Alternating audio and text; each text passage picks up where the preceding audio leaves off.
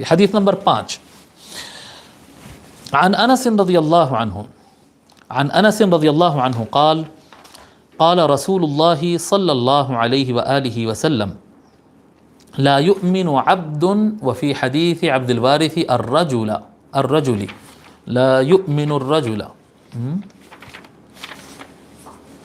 حتى أكون أحب إليه من أهله وماله والناس أجمعين رواه مسلم. حضرت انس رضی اللہ تعالی عنہ، یہ بھی حضرت انس رضی اللہ عنہ سے ان کا تعارف ہو گیا.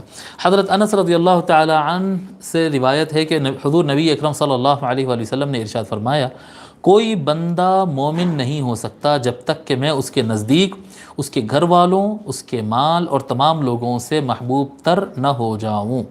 ٹھیک ہے، یہ تقریباً ہم معنی حدیث شریف ہے. اس میں ایک راوی آ رہے ہیں عبد الوارث.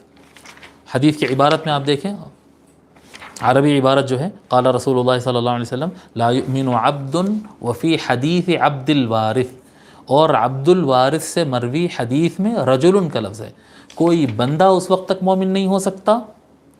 اور ایک روایت میں کیا ہے، کوئی آدمی، رجل، کوئی آدمی، کوئی شخص اس وقت تک ایمان والا نہیں ہو سکتا.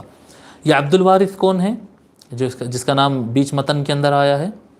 عبد الوارث ہے امام مسلم، جو یہ اس حدیث کے جو راوی ہے نا، رواہ مسلم آیا نیچے، امام مسلم کے اساتذہ اور ان کے شیوخ میں سے ہے جو ان سے روایت لیتے ہیں.